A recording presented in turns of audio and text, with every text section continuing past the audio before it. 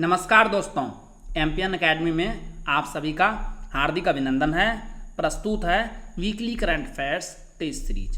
दोस्तों, इस वीडियो में हम लोग 1 से लेकर 7 अगस्त 2025 तक के समसामयिक घटनाक्रम पर आधारित 30 अति महत्वपूर्ण मल्टीपल चॉइस क्वेश्चंस को व्याख्या के साथ हल करेंगे। पहला प्रश्न है, अपना घर पहल किस मंत्रालय द्वारा शुरू की गई है? Apna Ghar initiative has been launched by which ministry? The right answer is option number C, petroleum और प्राकृतिक गैस।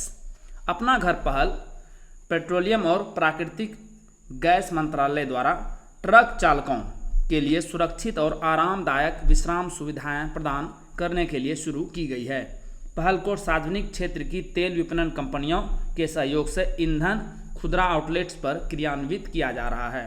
आरबीआई ने किस बैंक के सारस्वत सहकारी बैंक में विलय को मंजूरी दी है? RBI has approved the merger of which bank with Saraswat cooperative bank? The right answer is option number D, new India cooperative bank. RBI ने 1 अगस्त को विलय की योजना को मंजूरी दी, जो 4 अगस्त से प्रभावी हो गई। इस बैंक के सभी ग्राहक सारस्वत बैंक के ग्राहक माने जाएंगे और इनके हितों की पूर्ण रक्षा की जाएगी। दुनिया का सबसे छोटा ज्ञात सांप बारबाडोस थ्रेड स्नेक को कितने वर्षों के बाद पुनः खोजा गया है? The world's smallest known snake Barbados thread snake has been rediscovered after how many years? The right answer is option number B, 20 वर्षों के बाद। यह सांप, जिसका वैज्ञानिक नाम है टेट्राचेलिस्टोमा कार्ले, लगभग 10 सेंटीमीटर लंबा है। लगभग 20 वर्षों के बाद बारबाडोस में पुनः खोजा गया। यह सांप दीमक और चींटियों को खाता है और भूमिगत बिल बनाकर रहता है। यह सांप एक पतला अंडा देता है और यह अंधा होता है। आईयूसीएन के अनुसार यह सांप गंभीर रूप से संकटग्रस्त है, यानी क्रिटिकली इंडेंजर्ड, क्योंकि इसका निवास स्थान सीमित है। भारतीय रेलवे ने कवच 4.0 प्रणाली का संचालन किस मार्ग के खंड पर शुरू किया है? Indian Railways has started operating Kavach 4.0 system on which route section? The right answer is option number A, नई दिल्ली मुंबई। भारतीय रेलवे ने नई दिल्ली मुंबई के उच्च घनत्व मार्ग के मथुरा कोटा खंड पर कवच 4.0 का संचालन 30 जुलाई से शुरू किया। कवच 4.0 एक स्वदेशी स्वचालित ट्रेन सुरक्षा प्रणाली है, जिसे आरडीएसओ ने भारतीय उद्योगों के सहयोग से विकसित किया है। इस प्रणाली को मई 2025 में 160 किलोमीटर प्रति घंटा तक की गति के लिए मंजूरी दी गई, जो इसे उच्च गति ट्रेनों के लिए उपयुक्त बनाता है। इसका उद्देश्य ट्रेन की गति को नियंत्रित करके और मानवीय त्रुटियों को कम करके रेल दुर्घटनाओं को न्यूनतम करना है। इस प्रणाली को सेफ्टी इंटीग्रिटी लेवल 4 पर डिजाइन किया गया है, जो सुरक्षा का सर्वोच्च स्तर है, जहां विफलता की संभावना प्रति 10,000 वर्षों में केवल एक बार होती है।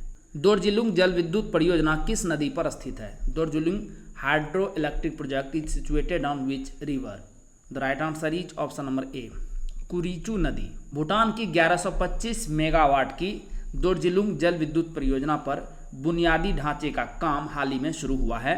यह परियोजना भूटान के लोएत्से और मोंगड़ जिलों में कुरीचू नदी, जो कि द्रंगमेचू नदी की एक सहायक नदी है और भारत में बहती है, पर स्थित है।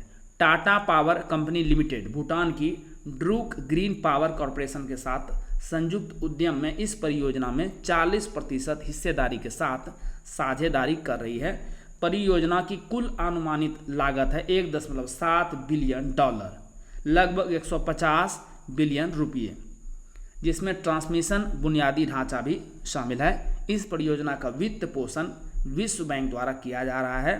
परियोजना के 78 महीनों के निर्माण समय के बाद इसे 2032 की शुरुआत में चालू करने की उम्मीद है। यदि आपको 71वीं बीपीएससी प्रीलिम्स एग्जाम के लिए करंट अफेयर्स का पीडीएफ चाहिए तो यहाँ पर जानकारी दी जा रही है। लेकिन आइए सबसे पहले जानते हैं कि एमपीएन एकेडमी ऐप ही क्यों, क्योंकि हमने करके दिखाया है। दोस्तों, सबसे पहले हम केवल करंट अफेयर्स के पीडीएफ कोर्स लाया करते थे। इसमें ऑन एन एवरेज 30 क्वेश्चंस पर एग्जाम में टैली हुआ है। उसके बाद हमने अगले फेज में diamond static GK test series launch किया और टैली प्रश्नों की संख्या लगभग कितनी हो गई है? 46। उसके बाद पिछले साल हमने डायमंड स्टैटिक जीके नोट्स और एनसीईआरटी टेस्ट सीरीज लॉन्च किया था और टैली प्रश्नों की संख्या बढ़ के हो गई 90। तो आप देख सकते हैं 5 years 7 exams, consistency at its best, and that's MPN academy for you. इस बार हमने टैली का टारगेट रखा है 120, क्योंकि इस बार एक नया कोर्स लॉन्च हुआ है, चैप्टर वाइज एमसीक्यूज, साथ में बीपीएससी पीवाईक्यूज। साल भर के करंट अफेयर्स को आप सिस्टमेटिक तरीके से केवल 18 घंटे में रिवाइज कर सकते हैं। कैसे? वीकली करंट एमसीक्यूज, इसमें आपको नेशनल और इंटरनेशनल का 50 पीडीएफ मिलेगा। एक पीडीएफ को रिवाइज करने में 6 मिनट का समय लगेगा, तो कुल 5 घंटे में इसे आप रिवाइज कर पाएंगे। Monthly current affairs short notes है, नेशनल और इंटरनेशनल वर्जन का 12 पीडीएफ मिलेगा। एक पीडीएफ को रिवाइज करने में 30 मिनट, तो कुल 6 घंटे में इसे रिवाइज कर पाएंगे। और Bihar monthly current affairs MCQs और शॉर्ट नोट्स 14 पीडीएफ कुल मिलेंगे। एक पीडीएफ को रिवाइज करने में 30 मिनट, तो कुल 7 घंटे में इसे कंप्लीट कर देंगे। तो इस प्रकार से 18 घंटे में साल भर का कंटेंट आप एक बार में रिवाइज कर सकते हैं। Diamond static GK test series updated version है ये, अल्ट्रा इंपॉर्टेंट 2500 एमसीक्यूज मिलेंगे एक्सप्लेनेशन के साथ। ऐप बेस्ड 25 सेट है, एक सेट में 100 क्वेश्चंस रहेंगे। ये आपको diamond static GK notes course के साथ प्रोवाइड किया जा रहा है। डायमंड स्टैटिक जीके नोट्स में सब्जेक्ट वाइज पीडीएफ नोट्स मिलेंगे। एनसीईआरटी और स्टैंडर्ड बुक्स का यह निचोड़ है, फैक्ट्स और कंसेप्ट के साथ। इसमें आपको diagram, flow chart, pictures, tables और वन लाइनर्स मिलेंगे। कम समय में फास्ट रिवीजन आप इससे कर सकते हैं। एनसीईआरटी टेस्ट सीरीज, इसमें आपको class wise subject wise MCQs मिलेंगे। ऐप बेस्ड 100 एमसीक्यूज का 37 प्रश्नावली है, 33% नेगेटिव मार्क के साथ। इसमें आपको सभी विषय के एमसीक्यूज मिलेंगे। चैप्टर वाइज एमसीक्यूज और बीपीएससी पीवाईक्यूज का कंबाइंड कोर्स है डिस्क्रिप्शन के साथ। इसमें आपको 2 कोर्सेज मिलेंगे, chapter wise MCQs, app based real time test है, और साथ में BPSC previous year question paper PDF के रूप में 39वीं से लेकर 70वीं बीपीएससी के क्वेश्चंस आपको मिलेंगे डिस्क्रिप्शन के साथ। आपको ये पीडीएफ नोट्स और टेस्ट सीरीज मिलेगा कैसे? गूगल प्ले स्टोर पर टाइप कीजिए एमपीएन अकेडमी, वहाँ पर इस प्रकार का लोगो दिख जाएगा। ऐप को इंस्टॉल कीजिए, ओटीपी के साथ लॉगिन कीजिए और स्टोर सेक्शन में जाइए। वहाँ पर आपको 4 प्रकार के कोर्स मिलेंगे, डायमंड स्टैटिक जीके नोट्स और टेस्ट सीरीज एक साथ में, current affairs PDF, NCERT test series, और फिर चौथा chapter wise MCQs plus BPSC PYQs. Course पर क्लिक कीजिए, उसके बाद नीचे चले जाइए, आई एम इंटरेस्टेड पर क्लिक कीजिए। आपको मैसेज और व्हाट्सएप पर पेमेंट का लिंक मिल जाएगा। शुल्क का भुगतान करें और कोर्स कंटेंट आपको एमपीएन अकेडमी ऐप पर मिल जाएगा। दोस्तों, ये सभी कोर्स आपको हिंदी और इंग्लिश दोनों भाषाओं में अलग अलग ऐप पर उपलब्ध है। ऐप का लिंक आपको इस वीडियो के डिस्क्रिप्शन और पिंड कमेंट सेक्शन में भी मिल जाएगा, तो ध्यान से लैंग्वेज सेलेक्ट कीजिएगा। टाइफून कोमे ने किस देश को प्रभावित किया? Which country was affected by typhoon Kome? The right answer is option number A, चीन। 8.8 तीव्रता के भूकंप से टाइफून कोमे और सुनामी के खतरे का सामना करना पड़ा। टाइफून कोमे, जिसे स्थानीय रूप से झू जी काओ कहा जाता है, 83 किलोमीटर प्रति घंटा की तेज हवाओं और भारी बारिश के बाद शंघाई पहुंचा। शंघाई और आसपास के इलाकों से लगभग 3 लाख लोगों को रेस्क्यू किया गया, बाहर निकाला गया। भारत का लक्ष्य 2030 तक कुल वाहन बिक्री में ईवी का कितना हिस्सा हासिल करना है? What is India's target to achieve the share of EVs in total vehicle sales by 2030? The right answer is option number C, 30%।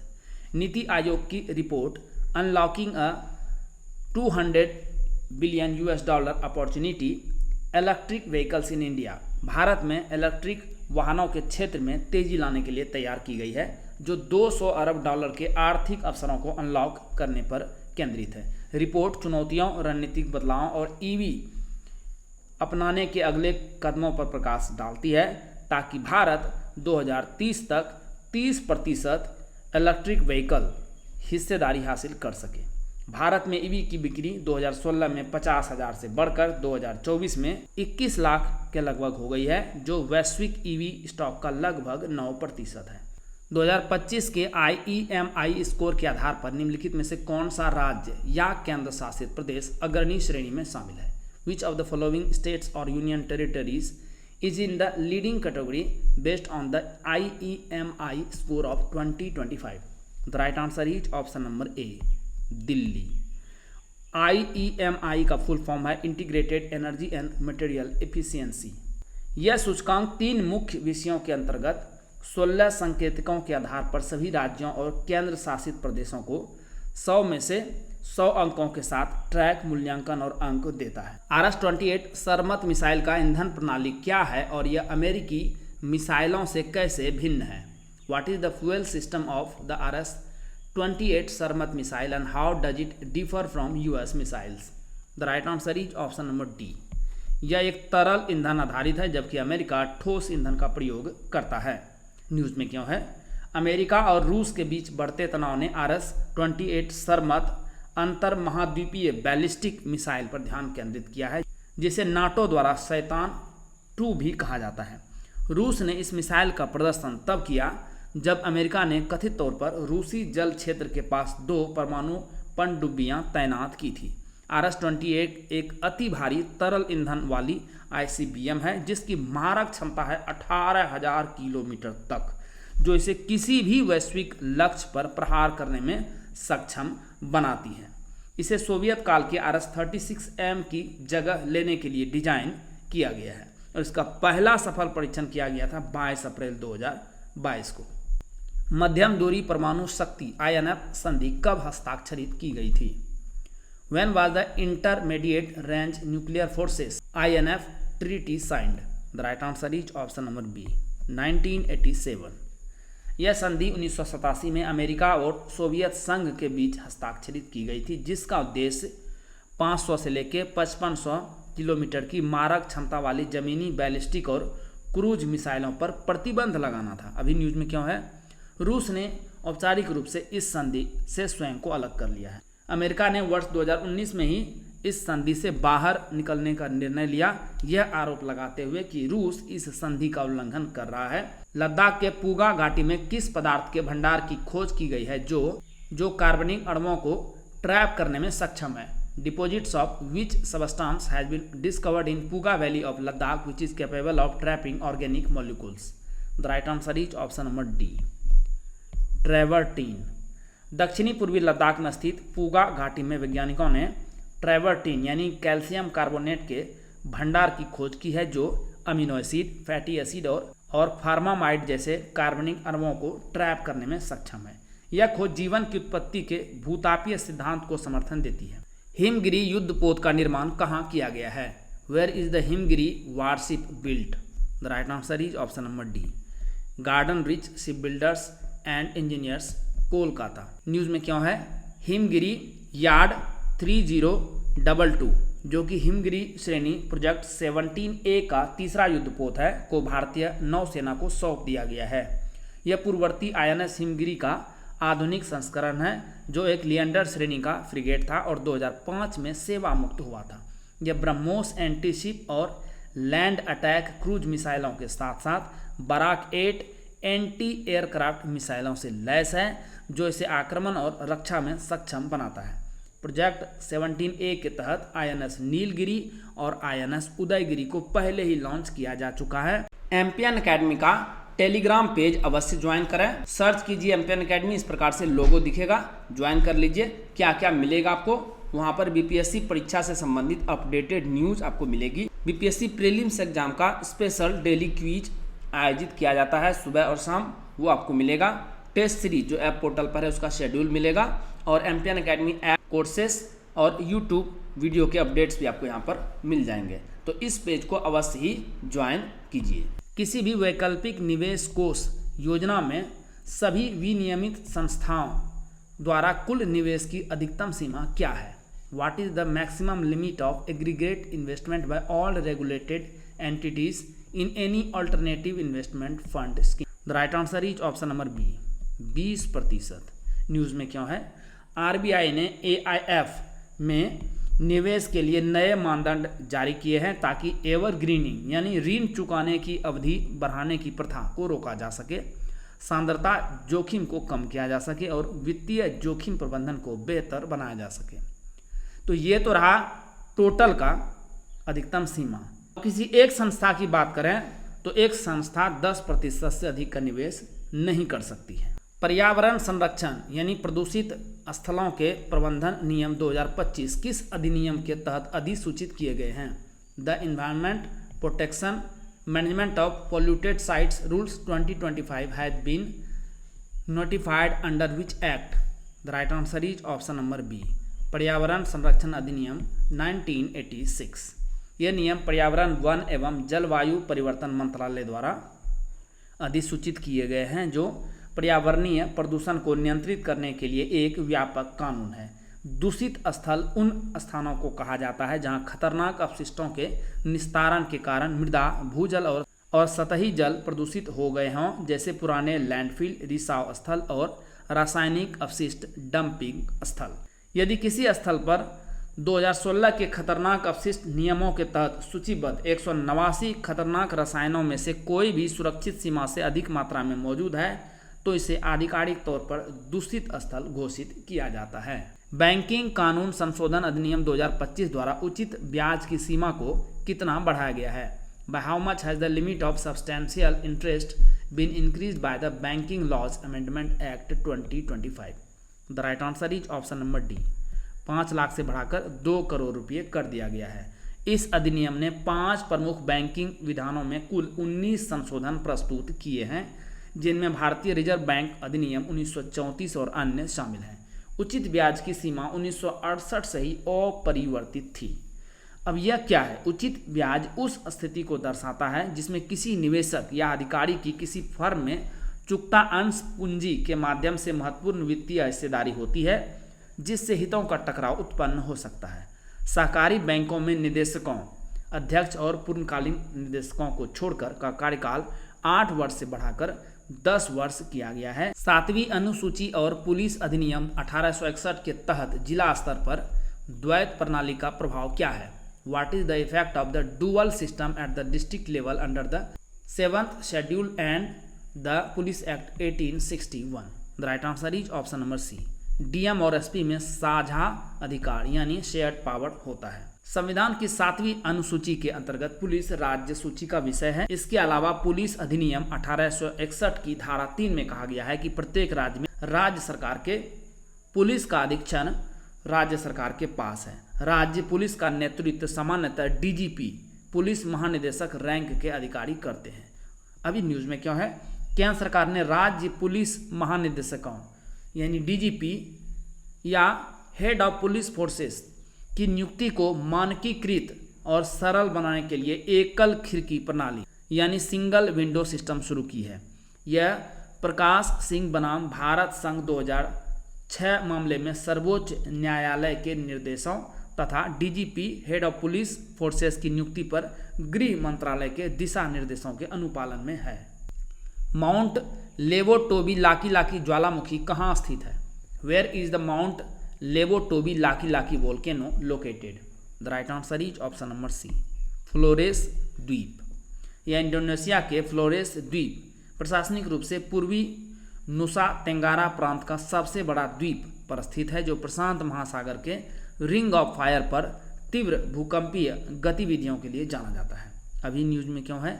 Indonesia के सबसे सक्रिय ज्वालामुखियों में से एक इस ज्वालामुखी में विस्फोट हो गया, जिससे 18 किलोमीटर ऊंची राख उड़ी और आसपास के गांवों में ज्वालामुखीय मलबे फैल गए।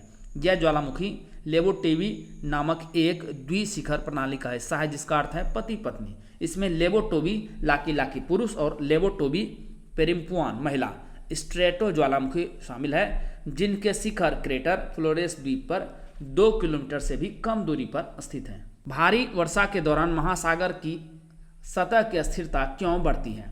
Why does the stability of the ocean surface increase during heavy rainfall? The right answer is option number A, cold pool के कारण।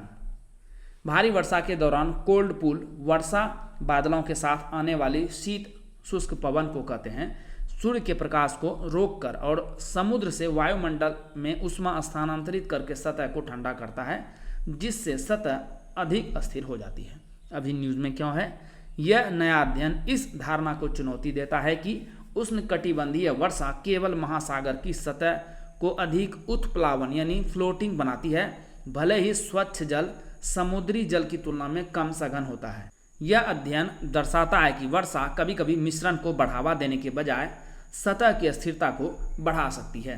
पारस्परिक कानूनी सहायता यानी MLA अनुरोध और अनुरोध पत्र LR में क्या अंतर है? What is the difference between a mutual legal assistance MLA request and a letter of request LR? The right answer is option number D. MLA अनुरोध केंद्रीय प्राधिकरण द्वारा जबकि LR न्यायालय द्वारा जारी होता है। MLA अनुरोध गृह मंत्रालय द्वारा जांच एजेंसी के अनुरोध पर जारी होता है जबकि LR भारतीय न्यायालय द्वारा CRPC की धारा 166A के तहत जारी होता है। अभी न्यूज में क्यों है? भारत और नेपाल ने आपराधिक मामलों में पारस्परिक कानूनी सहायता यानी MLA समझौते को अंतिम रूप दे दिया है जिसका उद्देश्य आपराधिक जांच, साक्ष्य साझाकरण और कानून प्रवर्तन में सीमा पार सहयोग को बढ़ाना है। दोनों पक्षों ने पलायन यानी फ्यूगिटिव्स के प्रत्यर्पण में कानूनी और प्रशासनिक अड़चनों को दूर करने के लिए अपनी पुरानी 1953 की प्रत्यर्पण संधि के संशोधन को शीघ्र पूरा करने पर भी सहमति जताई है। PM किसान संपदा योजना के लिए 2021-22 से 2025-26 की अवधि के लिए कितने कुल व्यय को मंजूरी दी गई है? What is the total expenditure approved for the PM Kisan Sampada Yojana for the period 21-22 to 25-26? The right answer is option number B, 6,520 crore रुपये। केंद्रीय मंत्रिमंडल ने 15वें वित्त आयोग की अवधि 2021-22 से 2025-26 के दौरान इस योजना के लिए कुल 6,520 करोड़ के व्यय को मंजूरी दी है जिसमें 1920 करोड़ की अतिरिक्त राशि खाद्य प्रसंस्करण अवसंरचना और सुरक्षा उपायों के लिए शामिल है। 2016 में संपदा नामक एक अम्ब्रेला योजना शुरू की गई थी जिसे वर्ष 2016-20 की अवधि के लिए 6,000 करोड़ रुपये के आवंटन के साथ लागू करने का प्रस्ताव था। 2017 में सरकार ने संपदा योजना का नाम बदलकर प्रधानमंत्री किसान संपदा योजना कर दिया। शरावती घाटी वन्यजीव अभयारण्य किस राज्य में स्थित है? In which state is the Sharavathi valley wild life sanctuary located? The right answer is option number B, Karnataka. यह अभयारण्य कर्नाटक के शिवमोगा जिले में शरावती नदी घाटी में स्थित है। यह लगभग 431 वर्ग किलोमीटर क्षेत्र में फैला हुआ है और पश्चिमी घाटी के जैव विविधता हॉटस्पॉट में आता है। न्यूज में क्यों है? कर्नाटक में 2000 मेगावाट की क्षमता वाली शरावती पंप स्टोरेज जल विद्युत परियोजना को राष्ट्रीय वन्यजीव बोर्ड से सैद्धांतिक स्वीकृति मिल गई है। हालांकि पश्चिमी घाट स्थित शरावती घाटी लायन टेल्ड मकाक अभयारण्य पर इसके पारिस्थितिकीय प्रभाव को लेकर चिंताएं बनी हुई है। भारतीय सेना अनुसंधान प्रकोष्ठ IARC अग्नि शोध किस संस्था में स्थापित किया गया है? In which institution is the Indian army research cell IARC Agni Shodh established? The right answer is option number B, IIT Madras. इसका उद्घाटन सेनाध्यक्ष जनरल उपेंद्र द्विवेदी ने IIT मद्रास में किया। इसका उद्देश्य शैक्षणिक अनुसंधान और सैन्य आवश्यकताओं के बीच पुल बनाना और प्रयोगशाला स्तर के नवाचारों को रक्षा क्षेत्र में लागू करके योग्य प्रौद्योगिकों में बदलना है। मेरी गांव मेरी धरोहर योजना के तहत गांवों को कितने विषयों में वर्गीकृत किया गया है? Under MGMD into how many themes are villages classified? The right answer is option number ए, 7। कला और शिल्प, पारिस्थितिक रूप से उन्मुख, शैक्षिक यानी पाठ या शास्त्रीय, महाकाव्य रामायण महाभारत पुराण, सांस्कृतिक मानचित्रण, धार्मिक स्थल और अन्य। न्यूज में क्यों है? पहल के तहत लगभग 4.7 लाख गांवों का डेटा मेरा गांव मेरी धरोहर पोर्टल पर अपलोड किया गया है। यह राष्ट्रीय सांस्कृतिक मानचित्रण मिशन के तहत वर्ष 2023 में शुरू की गई एक प्रमुख पहल है जिसे संस्कृति मंत्रालय द्वारा इंदिरा गांधी राष्ट्रीय कला केंद्र के सहयोग से कार्यान्वित किया गया है। LVM-3 प्रक्षेपण यान की सेमी क्रायोजेनिक प्रणोदन चरण से सुसज्जित पहली उड़ान का लक्ष्य कब निर्धारित किया गया है? When is the first flight of the LVM-3 launch vehicle equipped with a semi-cryogenic propulsion stage targeted? The right answer is option number C, 2027। ISRO ने LVM-3 इसका फुल फॉर्म क्या है? लॉन्च व्हीकल मार्क 3 प्रक्षेपण यान की सेमी क्रायोजेनिक प्रणोदन चरण से सुसज्जित पहली उड़ान के लिए वर्ष 2027 की पहली तिमाही का लक्ष्य निर्धारित किया है। क्रायोजेनिक इंजन में तरल हाइड्रोजन यानी LH2 और तरल ऑक्सीजन LOX का प्रयोग प्रणोदन के रूप में किया जाता है। LVM-3 प्रक्षेपण यान को पहले GSLV मार्क 3 के नाम से जाना जाता था। भारत ने वर्ष 2025-26 नामांकन चक्र के तहत यूनेस्को की विश्व धरोहर सूची के लिए किस स्थल को आधिकारिक रूप से नामांकित किया है? India has officially nominated which site for the UNESCO world heritage list under the 25-26 nomination cycle? The right answer is option number B, Sarnath. Sarnath वह स्थल है जहां गौतम बुद्ध ने ज्ञान प्राप्ति के बाद अपना पहला उपदेश यानी धम्मचक्र प्रवर्तन दिया था, जिसके कारण यह बौद्ध धर्म के 4 प्रमुख तीर्थ स्थलों में से एक है। भारत से किन बीजों को नासा के क्रू 11 मिशन द्वारा अंतर्राष्ट्रीय अंतरिक्ष स्टेशन पर भेजा गया है? Which seeds from India have been sent to the international space station by NASA's crew 11 mission? The right answer is option number D, sea buckthorn और हिमालयन टार्टरी बकवीट। लद्दाख से ये बीज बेंगलुरु आधारित स्पेस स्टार्टअप प्रोटोप्लैनेट द्वारा प्रदान किए गए हैं, जो इमर्जिंग स्पेस नेशंस का space for agriculture and agriculture for space payload का हिस्सा है।